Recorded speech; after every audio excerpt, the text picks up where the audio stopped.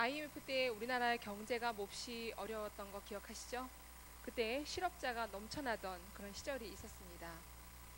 그 당시에 미래가 불안했던 많은 사람들이 어디를 찾아가냐면 교회를 찾아왔으면 좋았을 것을 점쟁이들을 찾아갔습니다.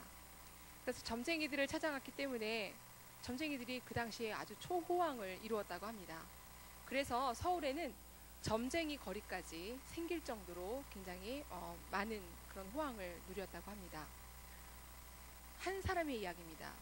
몇 년째 취업을 못해서 시리에 빠져있던 한 젊은이가 밀린 방세를 내기 위해서 그날도 새벽 인력시장의 낡은 봉고차에 실려서 자신의 마음같이 어두움을 헤치고 질척이는 공사 현장으로 나갔습니다. 하루 일당을 받아서 순댓국밥에 소주 한 병으로 저녁을 때운 이 젊은이는 술에 취하고 절망에 취한 채 왠지 주눅이 들게 하는 그런 화려한 거리를 휘적거리면서 걸어갔습니다. 그가 땅바닥만 쳐다보면서 휘적휘적 걸어가던 중에 마주오던 한 사람과 어깨가 부딪혔습니다. 그래서 그 사람에게 아유 죄송합니다 라고 넙죽 사과를 하고 고개를 짠 들었는데 그 젊은이의 눈앞에 현수막 하나가 있었어요. 그 현수막에는 뭐라고 써있냐면 사주팔자로 당신의 미래를 알려드립니다 라는 글이 있었습니다. 이것을 보고 그냥 지나갈 수가 없었습니다. 자신의 주머니를 만지작거리던 젊은이는 결심한 듯 그 집으로 들어갔습니다. 거기 가니까 또 많은 사람들이 있었나 봐요. 순서가 되어서 들어가니까 흰 두루마기를 입고 긴 수염을 기른 마치 도인과 같은 한 모습의 한 남자가 앉아 있었습니다. 그 젊은이는 그 도인에게 자신의 신세를 한탄하면서 이야기를 했습니다. 도대체 나는 언제쯤 취업이 되고 언제쯤이면 내 인생이 좀 확 필 수 있는가, 그거에 대해서 물어봤습니다. 그리고 현재 상황은 부모님께서 내 학비를 대느라 너무나도 고생하셨는데 농사 지은 돈만으로는 학비를 댈 수 없어서 대출까지 받았지만 그것을 갚으려고 지금 너무나도 힘들어 하신다. 그리고서 부모님께 너무 죄송스럽고 자신은 또 지금 너무 취업이 안 되니까 자신감을 잃어서 지금 죽고만 싶다라는 자신의 생각을 이야기했습니다. 그러자 그 도인이 무엇인가 한참을 그의 이야기를 듣고 망설이다가 이런 말을 했습니다. 여보게 젊은이, 나도 자네가 다녔던 그 대학의 철학과를 나왔다네. 학교 후배이기도 하니 자네에게 진심으로 얘기를 해주겠네. 젊은이, 난들 어찌 자네의 미래를 알 수 있겠는가. 단지 나는 먹고 살기 위해서 이 짓을 하고 있는 거라네. 자네의 미래를 알고 싶거든 나 같은 사람 찾아오지 말고 자네가 살아왔던 어제들을 돌아보게. 취업이 되는데 부족한 점이 없었는지 다시 한번 살펴보게나. 자네에게는 돈을 받지 않겠네. 부디 용기를 잃지 말고 열심히 살아가게나. 그 젊은이는 그 도인의 말을 듣고 시인 바이런 아시죠? 그의 이야기가 떠올랐습니다. 미래의 최대 예언자는 과거이다. 그런 말을 떠올렸다고 합니다. 이 젊은이처럼 우리는 미래에 대해서 관심이 꽤 많습니다. 그래서 그런 미래를 연구하는 학자들도 굉장히 많고요. 또 그들을 통해서 우리들의 미래가 어떻게 펼쳐질 때에 대한 관심을 가지고 그들의 이야기에 집중하며 듣기도 합니다. 그리고 그들은 어떻게든 미래를 어떻게 살아갈 것인가 대안을 우리에게 마련해 놓습니다. 그런데 여러분, 그 대안이 우리의 미래를 얼마나 책임질 수 있을까요? 저는 그런 생각을 하면서 오늘 마태복음 25장의 말씀을 준비했습니다.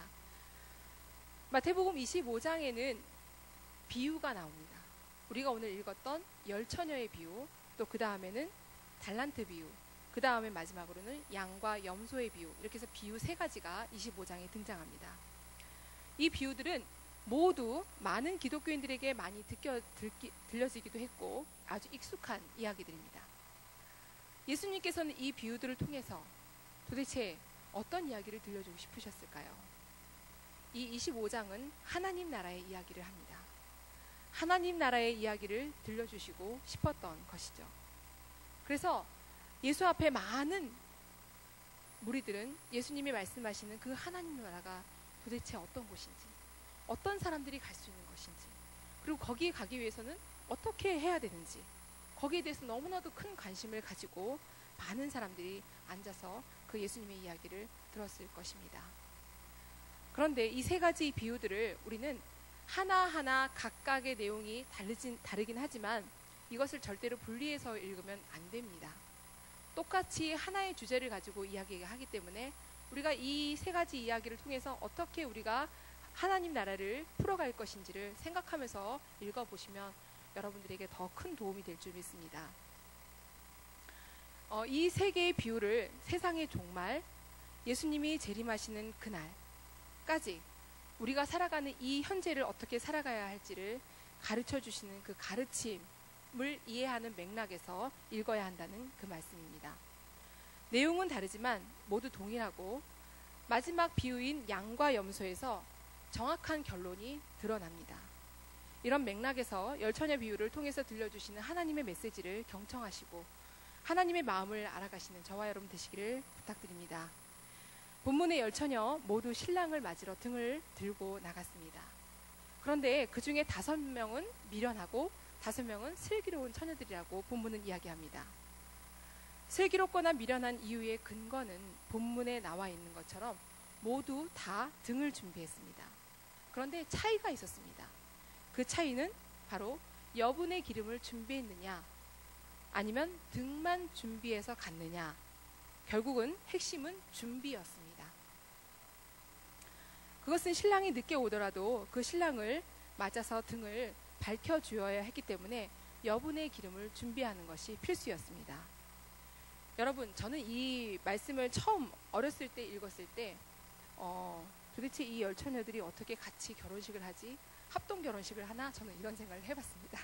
그런데 그것이 아니라 이 열처녀들은 그 당시에 혼인식의 들러리였습니다. 그래서 이 열처녀들은 밤에 오는 신랑을 맞이하여 불을 밝혀주는 그런 역할들을 했다고 합니다. 그런데 그 신랑이 왜 하필 그렇게까지 늦게 도착할까요? 그 당시에는 신부를 데려가는 조건으로 지참금을 신랑이 준비하게 되어 있었습니다. 그래서 그 신랑이 지참금을 준비해서 가지고 왔는데 신부 아버지와 협상을 해야 됐어요.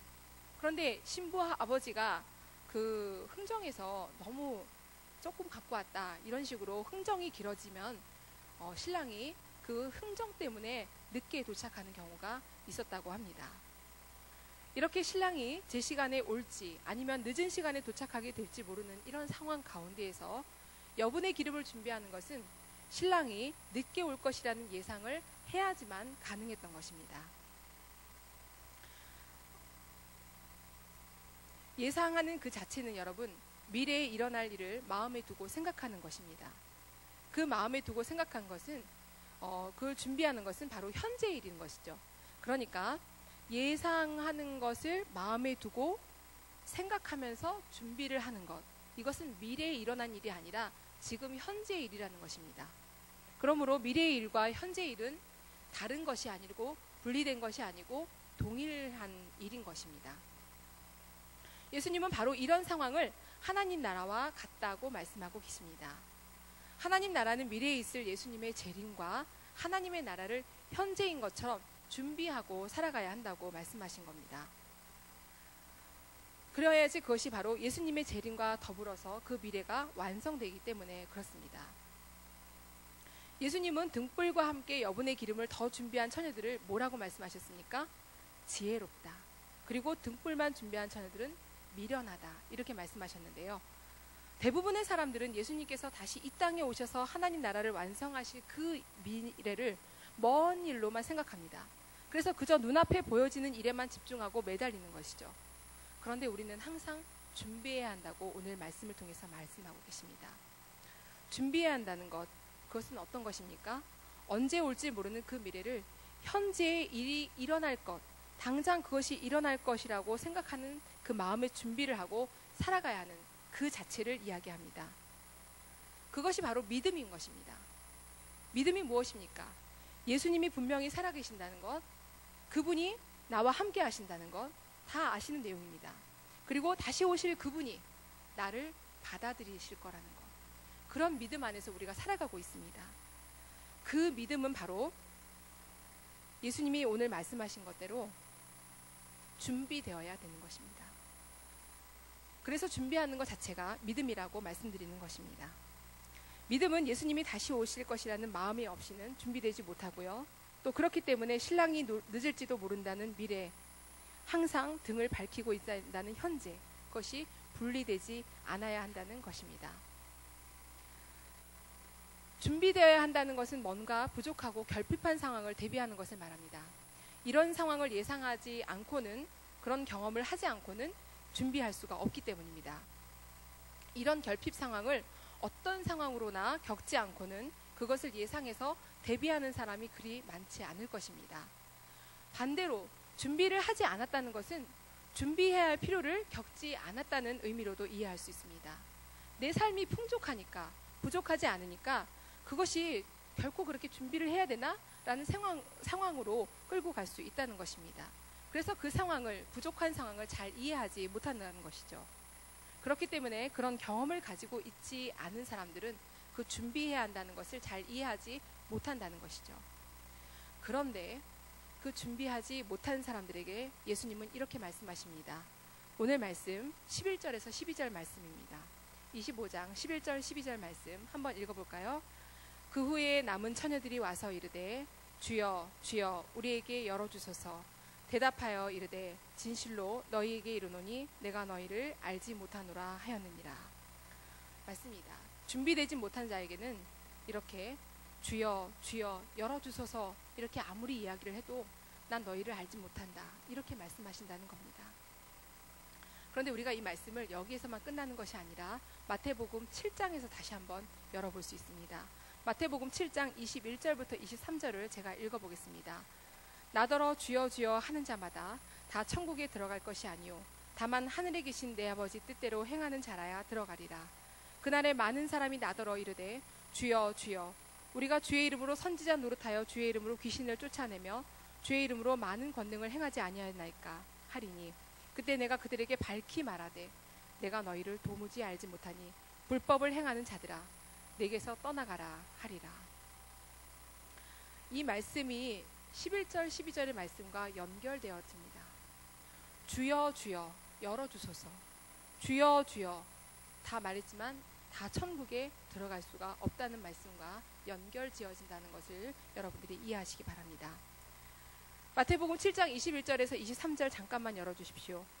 이 말씀을 통해서 우리가 자세히 보면 그 사람들은 왜 못 들어갑니까? 22절에 선지자 노릇을 했다고 그랬습니다. 주의 이름으로 선지자 노릇을 했다. 선지자 역할을 감당한 게 아니라, 사명을 감당한 것이 아니라 노릇을 한 것입니다. 이 노릇한 사람들은 어떤 사람들입니까? 예수님께서 말씀하신 것과는 전혀 상관없는 그런 삶을 살은 것이죠. 종교적인 의로 자신의 의로움을 자랑했던 것입니다. 그리고 자신들의 이익을 챙기려고 했고 외식적으로 자신의 의를 드러냈던 그런 사람들입니다. 이런 사람들은 아버지의 뜻대로 살아가지 않은 자들입니다. 이런 자들은 예수님께서 우리에게 말씀하신 것처럼 이웃을 사랑하고 원수를 축복하고 선인과 악인에게 동일하게 해를 비추라라는 그 하나님의 자녀로서의 의로움을 드러내는데 실패한 자들입니다. 즉 표면적이고 형식적으로 종교적인 그런 삶만 살아났던 그런 사람들을 의미합니다. 우리의 원수도 이웃으로 삼아라. 한 사람 한 사람을 존중해라. 하나님의 자비를 진심으로 실천해라. 그 의로움은 예수님의 의를 드러내라 라고 말씀하신 그 예수님의 가르침과 전혀 다른 삶을 살아갔다는 것을 의미합니다. 마태복음 7장 24절에서 27절 말씀을 다시 한번 봅니다. 여기서는 아버지의 뜻대로 행하는 자들은 지혜로운 자들이고 그렇지 않은 자들은 모래 위에 집을 지은 어리석은 사람 같다고 말씀하십니다. 따라서 우리가 앞에 본문에서 열처녀 비유에서 준비했느냐 준비하지 못했느냐라는 것은 아버지의 뜻대로 살았느냐 살아가지 못했느냐라는 의미로 해석될 수 있다는 것입니다. 아버지 뜻대로 사는 자들과 그렇지 않은 자들은 아까 제가 말씀드린 것처럼 25장 양과 염소의 비유에서 명확하고 궁극적인 결론으로 마무리 지어집니다. 마태복음 25장 40절 말씀입니다. 한번 읽어보실까요? 시작.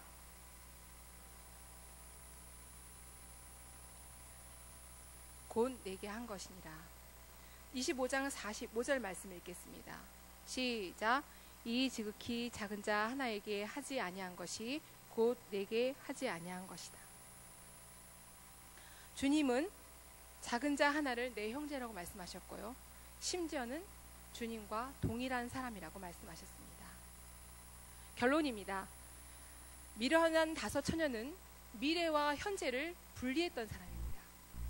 미래의 신랑이 늦게 올 것을 미리 대비하지 않고 당장에 쓸 등불만 준비함으로써 그렇게 현재와 미래를 분리했던 자들입니다. 또 그런 자들은 예배와 삶을 분리하는 자들과 같습니다. 그렇지만 예수를 믿는 믿음을 가진 자들은 그렇지 않습니다. 분리하고 단절하는 것이 아니라 하나로 동일시하고 연결시키는 사람입니다. 종교와 생활이 하나가 되어야 된다는 것입니다. 나보다 약한 자, 작은 자, 소외된 자, 가난한 자, 그들과 하나가 되는 것입니다. 그리고 이런 모습은 현재와 미래를 단절시키는 것이 아니라 미래를 준비하는 자들입니다. 그렇게 하면서 현재를 살아가는 사람들입니다. 그것이 바로 하나님 나라의 모습이고 하나님께서 기뻐하시는 일인 줄 믿습니다.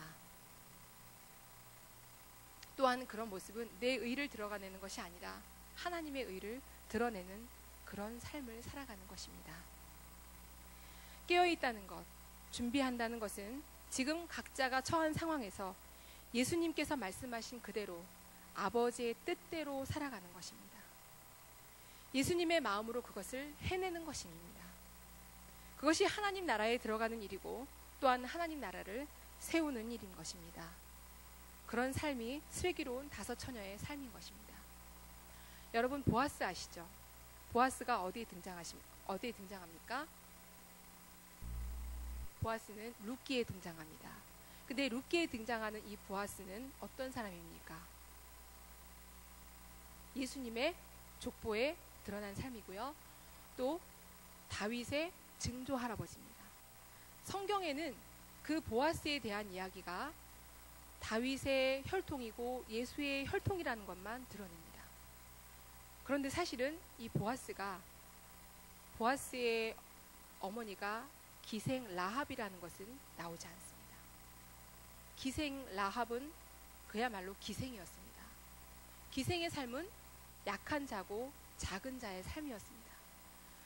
기생 라합은 이스라엘을 출발해서 가나안으로 땅으로 가는 그 지점에서 그들이 여리고 성을 함락하려고 하는 그 시점에서 라합은 그 성벽 그 경계선에 살았던 그 라합은 그 정탐꾼들을 도와줬습니다. 그러므로 약한 자들과 강한 자들의 그 경계를 무너뜨린 그 한 사람의 바로 그 보아스의 어머니인 라합이었습니다. 제가 라합 이야기를 하기 위해서 여러분들에게 이야기를 한 것은 여러분들이 라합이 그다지 머릿속에서 잘 기억되지 않을까봐 이야기를 한 것입니다. 한 사람, 그 바로 예수의 혈통은 기생 라합에서도 출발되었다는 것입니다. 우리는 이 삶을 단절시키고 경계하는 것, 그거 무너뜨려야 합니다. 그것을 무너뜨리고 사는 것이 바로 미래와 현재를 경계하지 않고 단절하지 않고 연결시키며 살아가는 그 삶인 것입니다. 그것이 아버지의 뜻대로 살아가는 삶인 것입니다. 앞에서 말씀드렸던 바이런의 미래의 최대 예언자는 과거이다 라는 그 말이 예사스럽게 들리지 않습니다. 우리가 미래의 과거인 그 현재 그를 살아가고 있습니다. 그 현재를 살아갈 때 우리가 어떻게 살아가느냐에 따라서 우리의 미래는 결정됩니다. 그때와 그 시를 알지 못하는 그 미래를 우리는 항상 준비하며 살아가야 되는데요. 그 비결은 무엇입니까? 미래의 하나님 나라를 이 현재 속에서 살아나가는 것입니다. 그것을 기억하시기 바랍니다. 그리고 주님의 뜻대로 하나님 아버지의 뜻대로 살아가시기 바랍니다. 그것이 주님이 가장 기뻐하시는 귀한 삶인 줄 믿습니다. 기도하시겠습니다.